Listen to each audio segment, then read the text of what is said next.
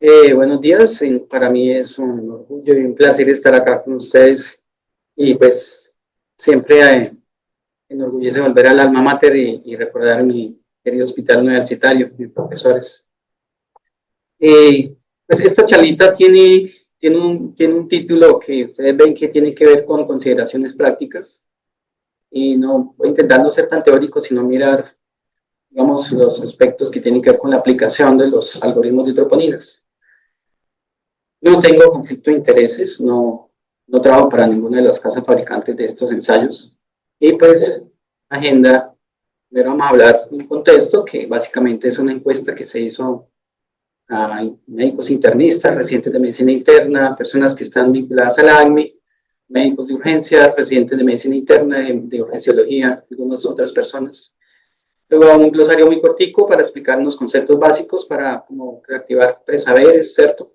Vimos sobre la cinética, unas diapositivas sobre la evidencia que tenemos tanto observacional como experimental, que dicen las guías actuales, y finalmente unos tips que nos da la Asociación Internacional de Bioquímica Clínica. Empecemos con el contexto. Esta es una encuesta y le doy las gracias al doctor Homero de la ACMI, el doctor Jaime Gómez y otros médicos que me ayudaron pues, a divulgar la encuesta. Empieza preguntándoles pues el rol. La mayoría son internistas, médicos generales. Muchos de estos médicos generales trabajan en servicios de urgencias, residentes de medicina interna, de medicina de urgencias, urgenciólogos, unos pocos cardiólogos. Y pues ustedes notan que hay tanto de la parte pública como privada, ¿no? En cuanto a las instituciones. El nivel de complejidad, la mayoría fueron de tercer y cuarto nivel. Había personas, fue muy interesante en la encuesta que pues del área andina, Caribe, el Pacífico, unas personas de la Amazonía y de San Andrés también, unas personas que participaron. Y por ciudades, digamos que las ciudades principales, había representantes de cada una, acá hay otras ciudades, incluso pueblitos, zonas rurales, etcétera. Digamos que muy contento porque, digamos, es diversa la población. Empezamos a preguntarles a ellos qué tan frecuentemente solicitaban troponinas, y pues la mayoría, como me dicen ustedes, que eran de tercer y cuarto nivel, pues frecuentemente y usualmente, o sea, siempre en algunos casos. Pero digamos, esto es importante porque pues la idea es que las personas estos datos que ustedes van a ver aquí en adelante, pues tengan experiencia y lo utilicen con frecuencia. Esa es otra pregunta que, bueno, aquí está compilado en una sola figurita. Aquí la familiaridad tiene que ver qué tanto cree que conoce usted sobre troponinas, qué tan fácil cree que son aplicar los algoritmos, o sea, hacer los cálculos, qué tan fácil es interpretarlos, y qué tan confiado se siente usted al aplicar esos algoritmos de troponinas. Ustedes ven acá en colorcitos, digamos, las especialidades, aquí están combinados cardiólogos internistas, médicos generales en naranjita, residentes y en total. Pues, ¿qué sucede acá? Pues, digamos, aquí está el porcentaje, las respuestas, digamos, que tienen que ver con las categorías más altas, pero pueden ver que más o menos, un poquito menos del 50% mencionan que tienen familiaridad con esto. Menos del 50% reconocen que tienen buena habilidad para hacer el cálculo, aplicar estos algoritmos. La interpretación, digamos, no alcanza, la confianza en interpretación es menor al 80% y en general, la confianza en general escasamente llega al 70%. ¿Eso qué significa? Que todavía hay una dificultad en cuanto a tanto al cálculo manual como a la interpretación, ¿no? A pesar de que de pronto uno cree que de pronto sabe, eso puede suceder. La pregunta sobre qué troponinas utilizan, entonces, en cuanto a si es troponina I o troponina T, digamos, entre la troponina y la T, pues las instituciones utilizan estos dos. En algunas, el 27% de los casos tienen las dos troponinas, la misma institución, pero la proporción es, digamos, predominantemente para la I, la C. En cuanto a qué ensayo utilizan de troponina, sepan ustedes que la actual que estamos usando, que son las de alta sensibilidad, son las de quinta generación, la mayoría se están usando troponinas de quinta generación, pero llama la atención que un 13% de los casos todavía se utiliza troponina convencional, la troponina, digamos, contemporánea o la que se usaba antes. Algunos no saben qué troponina se está usando en su institución. Y en cuanto al tiempo, el retorno, o sea, cuando uno se toma la muestra y llega el resultado, el retorno de esos resultados después de procesar la muestra por niveles de atención, ustedes ven que, digamos, entre 2 y 4 horas es una cantidad importante, digámoslo así, de instituciones. ¿Y eso qué significa? Que el reporte está llegando un poco tarde, porque el estándar es que sea antes de 1 hora, ¿no? Pero sí en la vida real, ustedes saben que hay muchas dificultades, ahorita vamos a explorar algunas, pero pues digamos que en general se está reportando un poco más tarde de lo que se debiera, ¿no? En cuanto a las preguntas sobre si cambiarían el ensayo de troponinas que utilizan, digamos, solo un 7% mencionó que sí lo haría, y las razones fueron porque las guías lo dicen, porque el laboratorio lo ha sugerido, porque tiene en cuenta la reducción de costos para eso.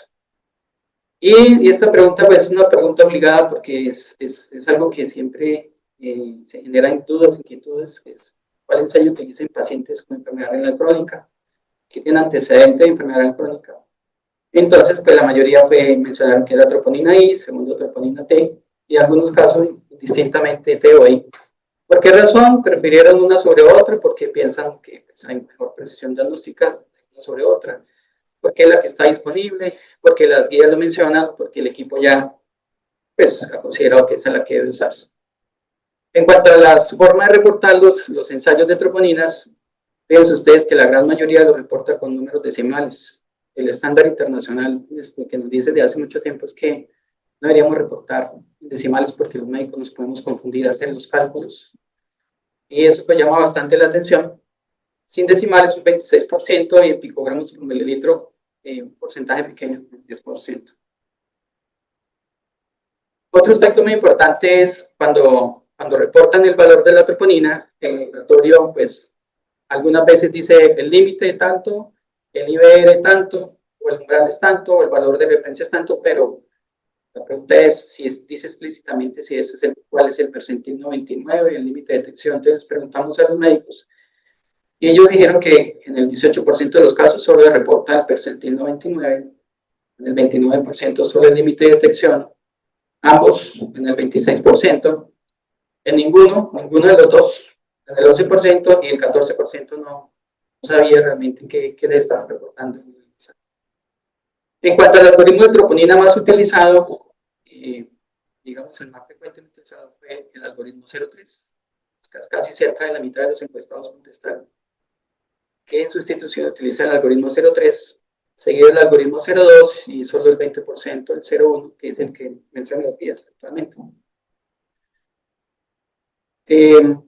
¿Por qué razón preferir un algoritmo sobre otro? Cuando se hacía esa pregunta, pues la principal respuesta en la mayoría fue por la logística de la institución, por tener en cuenta las directrices de las guías, y el 22% no tenía idea, los costos un 14%, y porque el laboratorio lo solicita 12%. Esta pregunta también interesante, y es esto, digamos que el tipo de algoritmo que se utiliza en el caso del 03, que esto aplica solo para el 03, ¿qué referencia están teniendo en cuenta? En el caso del percentil 99 puntualmente, el 59% utiliza el valor global, ¿sí? O sea, no discriminado, un valor total, y solo el 11% lo utiliza diferencial por sexo, o sea, el umbral para hombres o para mujeres, así. Este es otro punto clave en las recomendaciones internacionales de preferir usar la diferencia por sexo. Y esta es una pregunta que se hizo al final, pues, digamos, teniendo en cuenta las preguntas anteriores, era si creían que una herramienta, una app, pudiera ayudarles a interpretar y aplicar el algoritmo. Y digamos que casi el 80% considera que es bastante útil, sería una solución, digamos, interesante para estas limitaciones. Algo útil y poco útil, 5%. Este es el contexto, digámoslo así, para efectos prácticos. Pues lo que nos damos cuenta es que tenemos dificultades para aplicar el algoritmo, para interpretar el algoritmo. Hay mucha heterogeneidad en los ensayos que utilizamos. Usamos todavía el algoritmo 03, que es el que nos recomienda las guías, pero pues por razones de logística, recursos, etcétera. Y ya con ese contexto, digámoslo así, ahora sí voy a decirles los conceptos básicos. Este es un glosario sencillito, y básicamente, digamos, para reactivar los conocimientos previos. Recuerden que las troponinas cardíacas son complejos de proteínas que regulan la contracción muscular. Allá en los miofilamentos tenemos estas tres unidades, pero desde el punto de vista clínico, solo son importantes la T y la I. Las I se elevan en el músculo esquelético también, entonces no es específica del miocardio. En cambio, la T y la I sí son más específicas. Entonces, eso en cuanto a las troponinas. El percentil 99, que es, digamos, es un valor, es un umbral, se refiere al valor por debajo del cual está el 99% de las observaciones. ¿Qué significa esto? Acá en esta figurita sencillita, si yo por ejemplo, le tomo troponinas aquí a todos, tomamos una muestrica y organizamos los datos de menor a mayor, un código allá de Python o una salida de Anstat, etcétera, yo le puedo decir, oiga, dígame cuál es el percentil 99. Yo sé que de aquí para abajo, en este umbral, en este punto, está el 99% de las observaciones. Y solo habría un 1% por encima. En el caso de las troponinas, cuando yo digo todo lo que está por debajo es lo normal, digámoslo así. Por ejemplo, si el percentil 99 es 14, 14 hacia abajo se considera que es lo normal, personas normales. Pero por encima de 14 es anormal. Entonces, a eso se refiere el famoso percentil 99. Y otro concepto muy importante es el concepto de alta sensibilidad. Uno lo piensa de pronto que como la sensibilidad del 99%, eso es alta sensibilidad. Eso es cierto, sí. Porque la técnica detecta décimas de nanogramo, eso también es cierto, eso sí. Pero la alta sensibilidad es una definición operativa. Y se refiere que, teniendo en cuenta el umbral anterior, o sea, el percentil 99, con un coeficiente de variación menor al 10%, ¿eso a qué se refiere? Que si yo hago varias mediciones, los punticos, por ejemplo, acá en esta diana, esta flechita, estén alrededor del punto inicial, o sea, no se salgan más de un 10%, eso significa más o menos el coeficiente de variación. En la práctica, algunos ensayos tienen un coeficiente del 10 al 20%, son aceptables, pero si esto alguna vez ven que le reportan un coeficiente de variación mayor del 20%, eso es inaceptable, totalmente inaceptable, porque per se la prueba ya le está dando mucha variabilidad, yo no sé si es la prueba o es la persona. Otro término muy importante es el límite de detección, que es la cantidad mínima que puede detectar el ensayo. ¿Cuál es la cantidad más pequeñita que es capaz del método, de la técnica de detectar? Entonces nos le reporta muy parecido al percentil 99, por ejemplo, en nanogramos por litro. Esta es la cantidad que puede detectar, por ejemplo, el ensayo de Alexis Roche, 3 nanogramos. Eso es poquitico. ¿Qué es una plataforma? La plataforma es esta maquinita que es el analizador automático. Hay muchas marcas de plataformas, por ejemplo, Roche utiliza una que se llama Cobas, esta se llama Cobas, hay muchas referencias de esto. Y los ensayos y marcas, pues, se refiere al nombre comercial del fabricante, por ejemplo, el Lepsis, troponina T, lo fabrica el laboratorio Roche. Y finalmente, el concepto de algoritmo. El algoritmo simplemente es una secuencia, digamos, de premisas que se aplican para llegar a una salida, a una respuesta. En este caso, por ejemplo, si se entra en una zona de inclusión o una zona de exclusión. ¿Qué otro término muy importante que no puede faltar en el diccionario, digámoslo así, es la definición de infarto?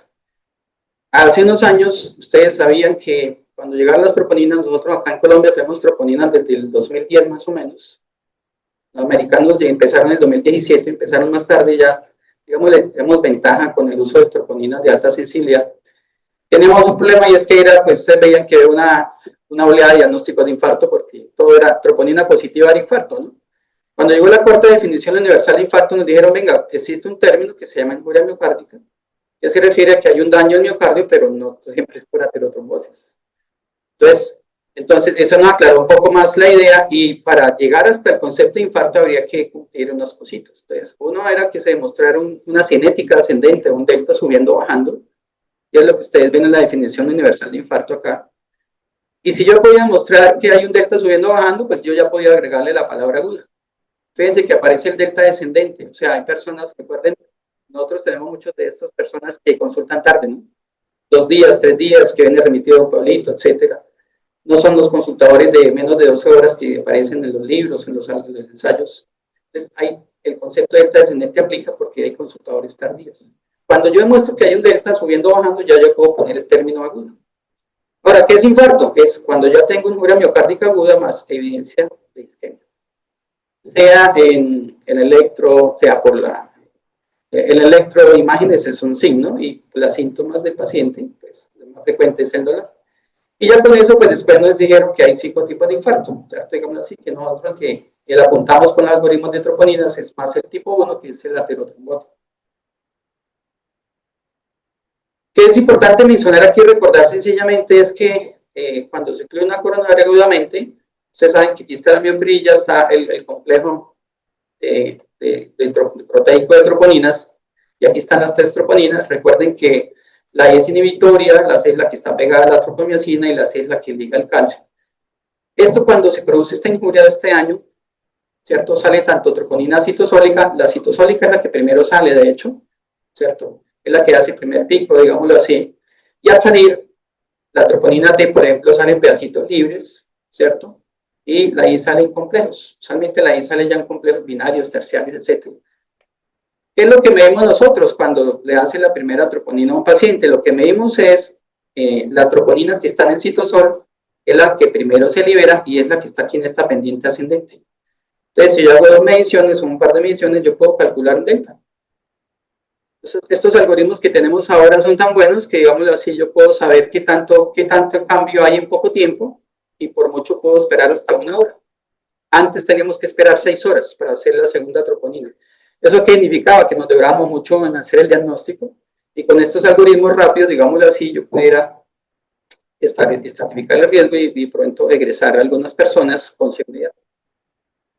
¿Qué puede suceder también? Entonces, recuerden que la mayoría de los estudios son con consultadores tempranos, o sea, estas personas de acá, que son los que consultan en las primeras 12 horas. Todos los algoritmos rápidos están basados en estas personas. Puede suceder que hay personas, los consultadores muy tempranos. Por ejemplo, la señora que vive aquí en La Aurora y se viene para el hospital porque le dio un dolor a las 2 de la mañana y le tomaron la troponina a las 2:30. Esa señora llegó muy temprano, es posible que la troponina ni siquiera se haya subido, ¿cierto? Entonces, esos pacientes hay que tener cuidado porque no fueron los pacientes que se incluyeron en los algoritmos, los consultadores muy tempranos. Hay que tener cuidado, ahorita les digo por qué. Pero puede pasar también que si usted coja al paciente en este punto de acá, donde ya está cerca del pico, pero en el pico realmente no es un pico agudo, digámoslo así, sino es que hay una mesetica aquí, donde si llego a un par de mediciones yo puedo encontrar esto sin mucho cambio. O sea, incluso no puedo encontrar delta.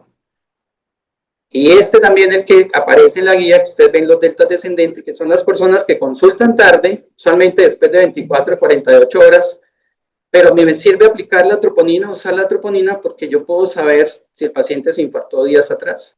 ¿Por qué lo puedo hacer? Porque la troponina dura hasta 14, 21 días, incluso en algunas personas. No como la CKMB que duraba 48 horas. Yo puedo saber retrospectivamente si una persona se infartó en los últimos días, incluso hasta las últimas 2 semanas. Esto es lo que hacen los algoritmos, mirar estos deltas, estos cambios entre una segunda y primera troponina. Ahora bien, tengan en cuenta que, como les decía al principio, hay muchas causas de elevación de troponinas. O sea, hay mucha injuria miocárdica, digámoslo así. Cientos, pero una es el infarto. Y se han estudiado otros escenarios. Aquí está, por ejemplo, la curva, esta figurita, aquí están las troponinas, acá está el tiempo. Y ustedes pueden ver que en promedio a las 24 horas sea un infarto ST o no ST. Oclusión total de la coronaria, oclusión parcial, ¿cierto? Pues es lo que se ha estudiado, pero hay otros escenarios que nos pueden confundir. Por ejemplo, la miocarditis también tiene su propia cinética, que es un poquito diferente a la del infarto, no tan puntiagudo o su pico. Ir por una maratón, ¿cómo es? Pikachu Tour, la apuesta del Pikachu, se elevan troponinas en ejercicios intensos, bastante exigente, se moviliza biomarcador, pero así como sube rápido, empieza a bajar rápido. Lo mismo el tromboembolismo pulmonar, que se puede incluso a las 48 negativizar, y en pacientes con falla cardíaca crónica puede haber elevaciones crónicas por encima del percentil 99. Entonces, ¿esto qué significa? Que si hay elevaciones de biomarcador de troponina de causas no aterotrombóticas y cada uno tiene su propia cinética. Eso hay que tenerlo en cuenta al momento de interpretar y ver los pacientes. Ahora, hablando ya de los algoritmos, esta diapositiva se ve cargada, pero la traje así porque es una diapositiva que tengo hace rato. Pero el papá señor, como dicen, de los algoritmos es el algoritmo 03, es el algoritmo más viejito y fue validado por un panel de expertos europeos. No lo voy a explicar porque aquí ustedes ven que esto está bastante enredado y largo. Sencillamente quiero decirles que esto fue ya en el 2012. Desde el 2012 viene el algoritmo 03. Después en las guías de síndrome coronario en el 2016, no ST, pues lo modificaron un poquito, digámoslo así. y aquí lo que tenían en cuenta era esto que ustedes ven acá como VLN es el límite superior, en este caso es el percentil 99. Y en esa época se preguntaban si la persona tenía más de 6 horas, y si la troponina estaba por debajo del percentil 99, entonces uno decía, bueno, no tiene valor y el Grace está bajito, pues descargue. Esto ahora ya sabemos que es peligroso, porque el percentil 99 no sirve para descartar. Un solo valor de troponina por debajo del percentil 99 no me descarta que un paciente tenga un infarto, teniendo incluso un Grace al ingreso bajito. En los que tenían menos de 6 horas en esta época, entonces se repetía la troponina y si había un cambio importante, o sea, hacía un delta significativo, pues se consideraba infarto y iba para arteriografía. Pero ¿qué pasaba por el otro lado? Los que tenían de entrada troponina alta, pues aquí hay una rayita aparte que dice, si esa persona de entrada tiene más de 5 veces el percentil 99, pues declara infarto y ese va para hemodinamia. Y en los casos donde no había una elevación más de 5 veces, decía, bueno, esos pacientes toca seguirlos y pues a criterio del clínico mirar qué más van a hacer. Esto evolucionó y estamos aquí. Esta es la versión actual del algoritmo 03, también está como enredado y largo, ¿cierto? Entonces se lo resumo acá. Sencillamente lo que ustedes tienen que saber es lo siguiente. Cuando van a trabajar en un hospital, en servicio de urgencias, tienen que preguntarle al laboratorio, decirle, oiga, venga, ¿cuál es el límite de detección de la troponina aquí? ¿Cuál es el percentil 99? Dígame, ¿qué ensayo utilizamos? ¿Sí? ¿Qué ensayo utilizamos? Pregunten si eso es troponina de alta sensibilidad o no, porque puede ser que estén usando troponina contemporánea y no lo saben, ¿sí? Entonces hay que averiguar eso, tenerlo claro. Asumiendo que la troponina es de alta sensibilidad y que pues, el algoritmo arranca con la sospecha de síndrome coronario. Yo le pido troponina si no tengo una pretest intermedia o no tengo sospecha. No es papel de troponina a todo el mundo, sino al que tengo sospecha. ¿Qué hace este algoritmo? Sencillamente, pues ustedes ven que aquí hay 3 puntos de corte y miramos que este es el límite de detección. Recuerden que es lo más pequeñito que detecta el ensayo, ¿no? Si una persona llega con dolor torácico mayor o igual a 3 horas y la primera troponina está por debajo del límite de detección, yo ya puedo decir que es poco probable que tenga un infarto. O sea, yo puedo decir que infarto no tiene. Puede ser otra causa de dolor o puede ser una angina inestable, ¿no? También puede ser. Pero con una sola troponina y teniendo más de 3 horas de dolor, yo puedo hacer exclusión. Pero el problema es si el dolor tiene menos de 3 horas.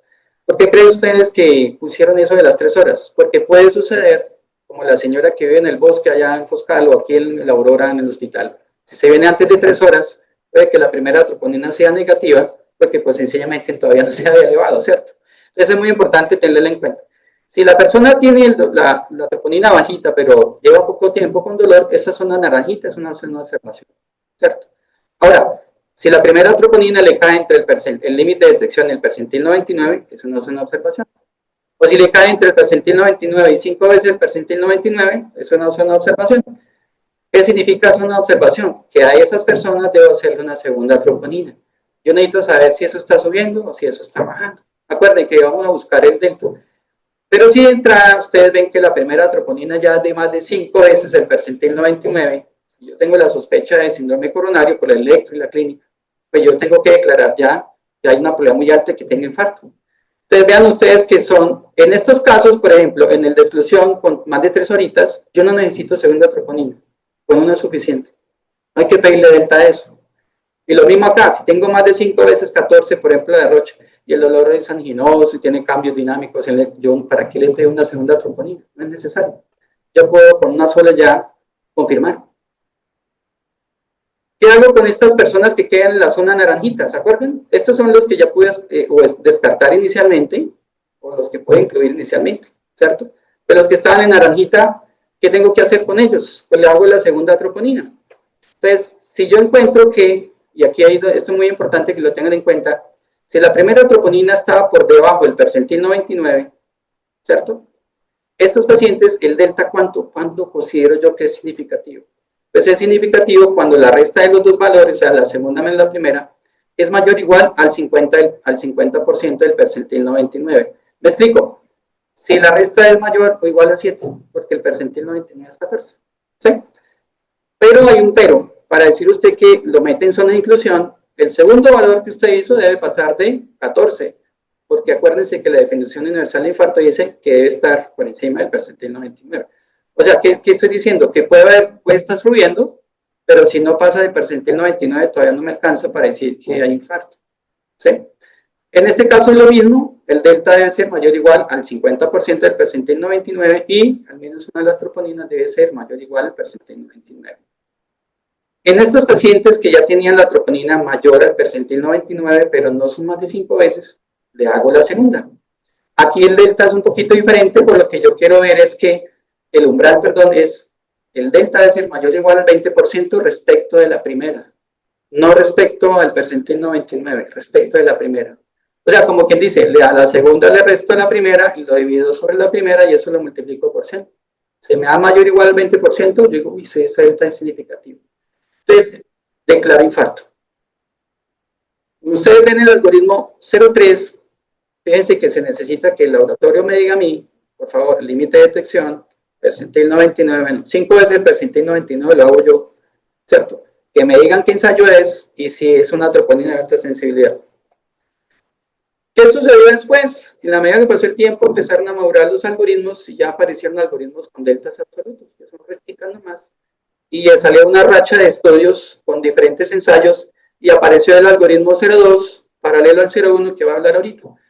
El algoritmo 02, sencillamente lo que es son 3 bracitos, un bracito de exclusión, un bracito de inclusión, pero en cada uno hay unas premisas. Si ustedes ven a este ladito hay unas premisas, con unas letricas, acá A, B, C, D y E.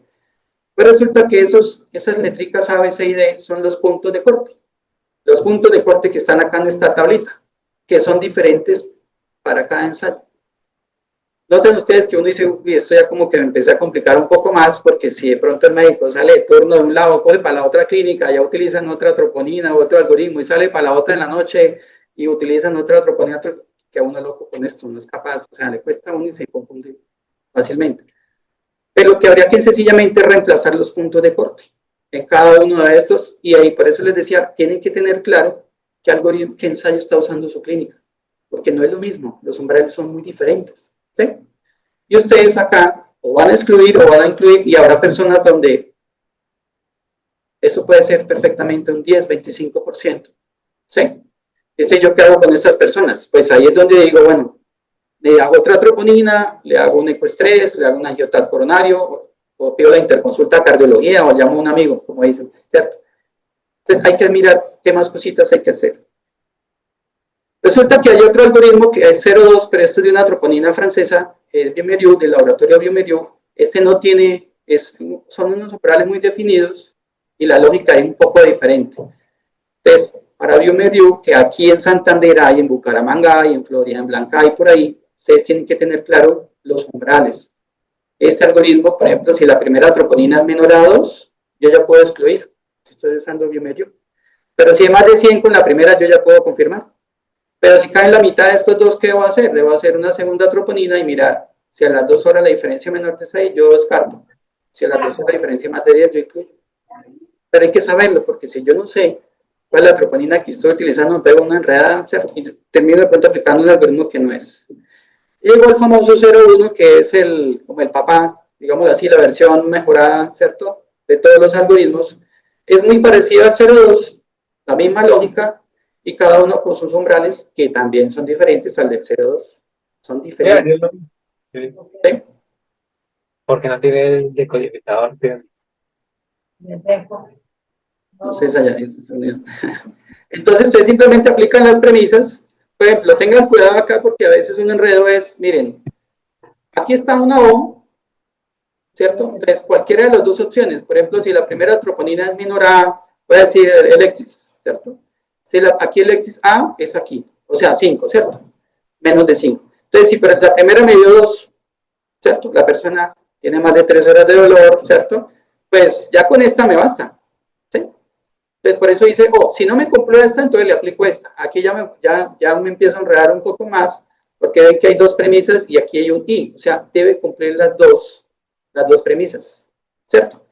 Entonces, ahí es cuando los clínicos dicen, oye, pues, en la cabecera del paciente esta vaina creo que me enreda un poquito, ¿no? ¿Cierto? Y fuera de eso, pues hay que mirar cuál es, pues, si el laboratorio a mí no me reporta eso, a mí me toca averiguar, ¿cierto? Oye, le pido el papelito del inserto, venga, muéstrame el papelito para mirar cuáles son los umbrales. Y bueno, ¿Qué sucede con esto? Ahora les voy a decir qué evidencia hay de forma resumida. En la evidencia observacional de estos algoritmos, lo mejor que está hecho es una revisión sistemática del 2022, publicada en ANALS, con más de 30.000 pacientes, 20 cohortes, son cohortes prospectivas. ¿Y qué les estoy mostrando acá en estas barritas? Ustedes se fijan, aquí está el número de casos por cada 1.000 personas, y aquí están los tres algoritmos. Aquí está el 0.1, el 0.2 y el 0.3. Pero acá lo puse, digamos, deliberadamente para que vieran qué pasa cuando la prevalencia cambia, o sea, 5, 15. No sé la prevalencia acá, pero creo que Colombia está alrededor de un 15 al 20%. O sea, un paciente con dolor en el pecho que llega a urgencias, más o menos el 15 al 20% tendrá infarto. O sea, más o menos 1 de cada 5, digámoslo así. Lo puse aquí porque puede ser diferente a la prevalencia de Japón, ¿no? Digámoslo así. Entonces hay que tener en cuenta la prevalencia con esto, hay que interpretarlo y hay que prevalencia.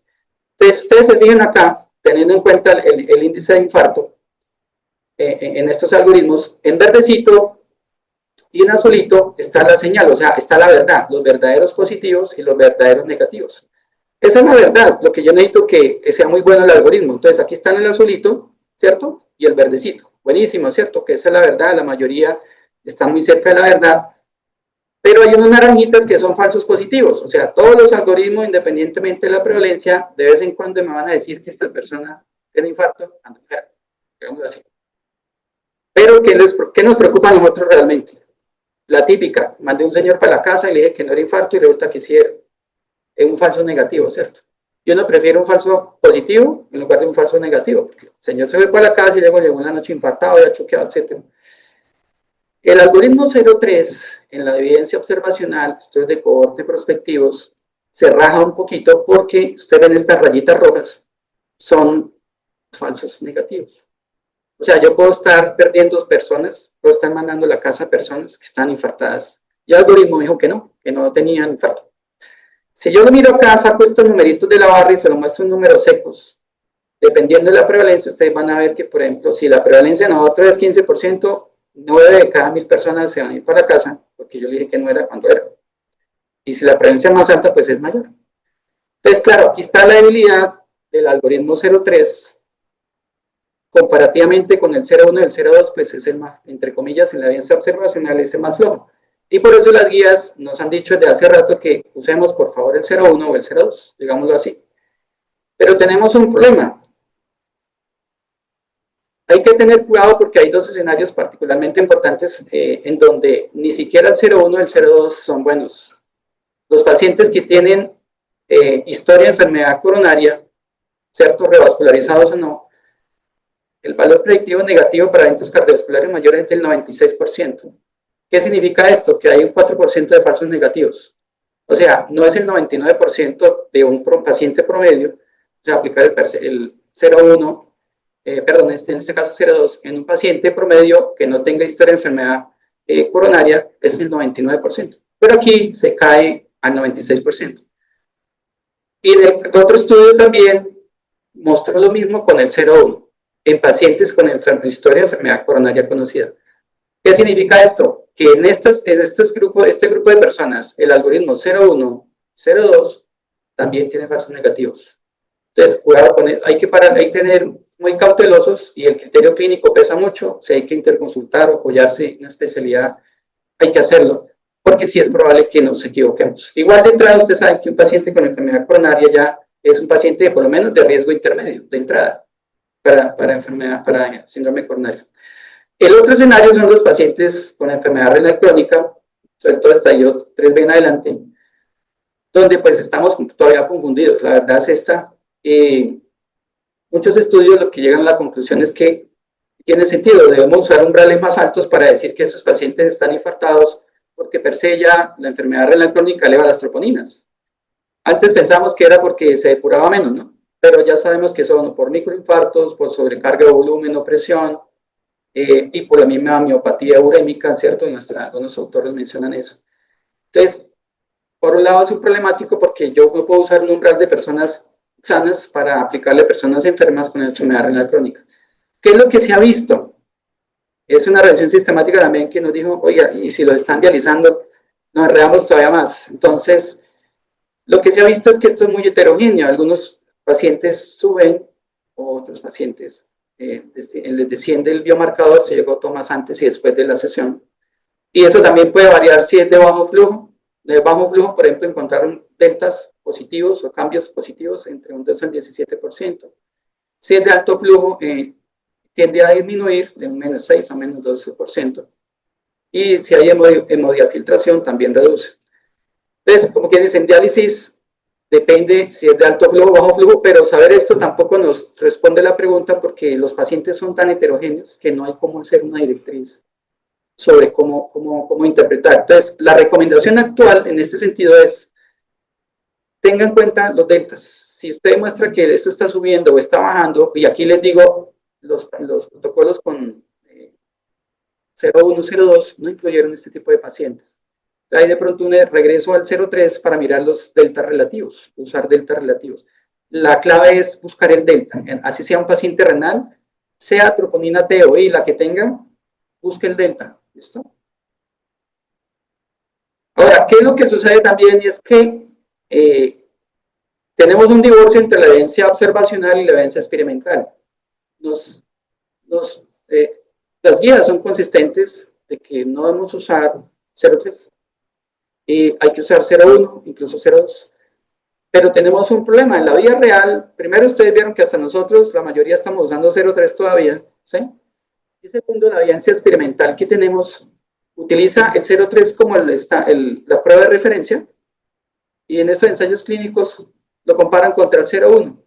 Oh, sorpresa, la sorpresa es que no se demostró que el 0,1 redujera más eventos con respecto al 0,3. O sea, incluso los investigadores pensaban demostrar superioridad, pero no les alcanzó para superioridad.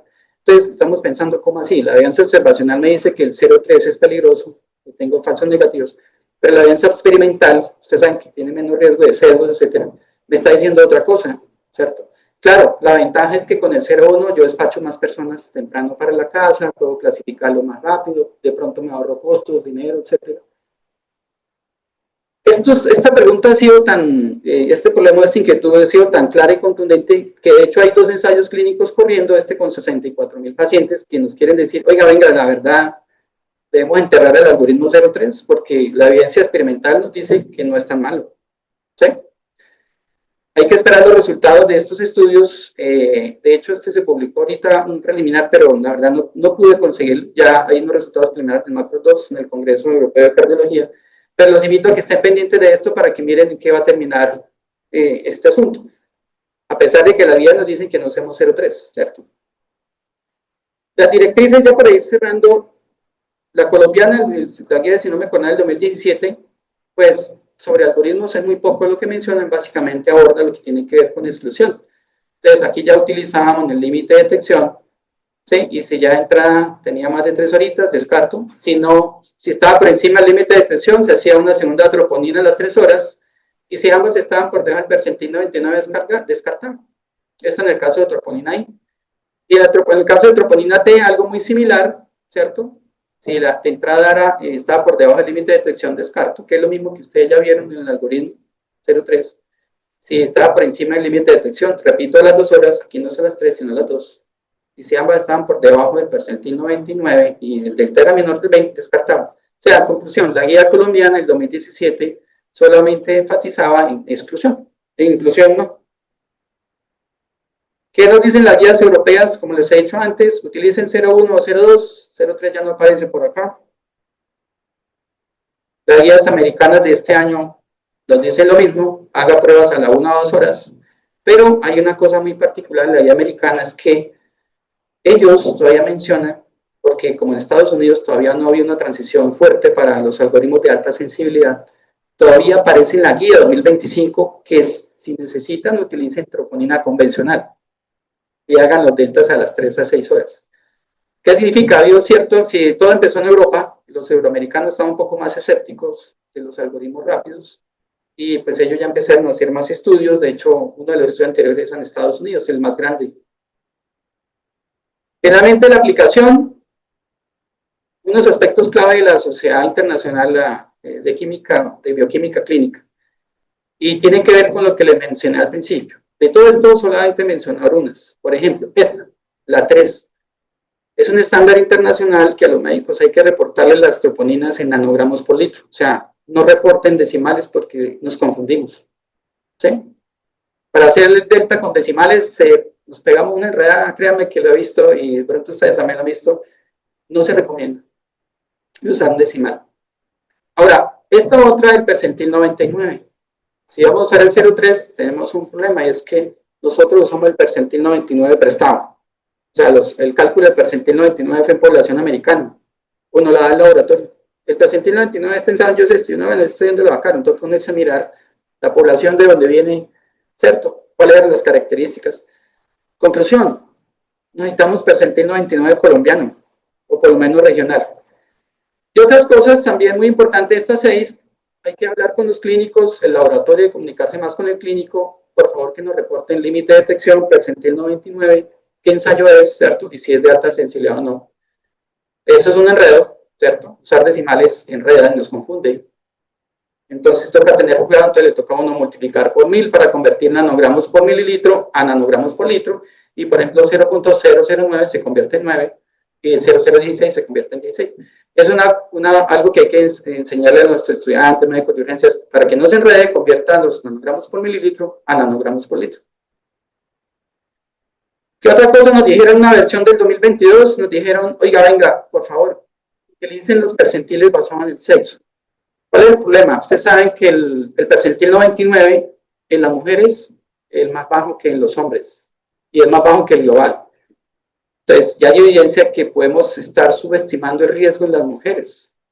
¿Sí? Entonces, la recomendación desde hace un rato, y las guías también lo recomiendan, es usar percentiles 99 por sexo, discriminados por sexo.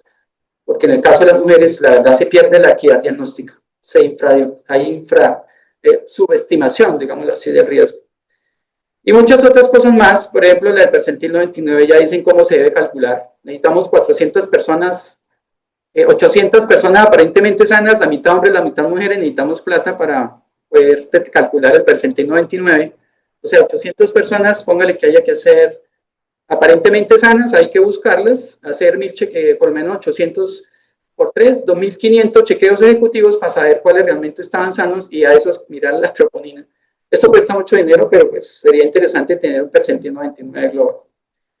Y conclusiones ya para terminar es, primero, que los algoritmos de troponinas de alta sensibilidad son una herramienta de estratificación de riesgo. Yo casi que le digo tamizaje. Y lo que más lo utilizan son los médicos de urgencias, residentes de medicina interna, de urgenciología, ¿cierto? Son los que tienen el primer frente de atención, son los que les toca hacer este ejercicio, porque ya cuando pasa de pronto el internista o el cardiólogo, ya están los dos troponinas deshechas, ya la valoró el médico general, de pronto, ¿cierto? Entonces, se piden solo cuando hay sospecha, ¿listo? El algoritmo 03, llamativamente, no es el más recomendado de las guías, pero todo el mundo lo sigue usando, y pues sí hay razones, además del desempeño diagnóstico de impacto clínico, de logística. No hay plata, recursos o personal para tomar una troponina y hacer otra a la hora. Y ustedes han visto que a veces pues se tomó la primera y no ha salido la primera y ya se va a hacer la segunda, ¿cierto?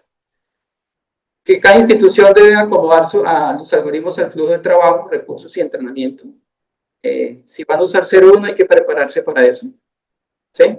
Porque pues si no pues se termina aplicando un algoritmo mal que fue validado para eso. Mejor comunicación con el laboratorio, que nos reporten el límite de detección del percentil 99 y qué ensayo es, qué marca.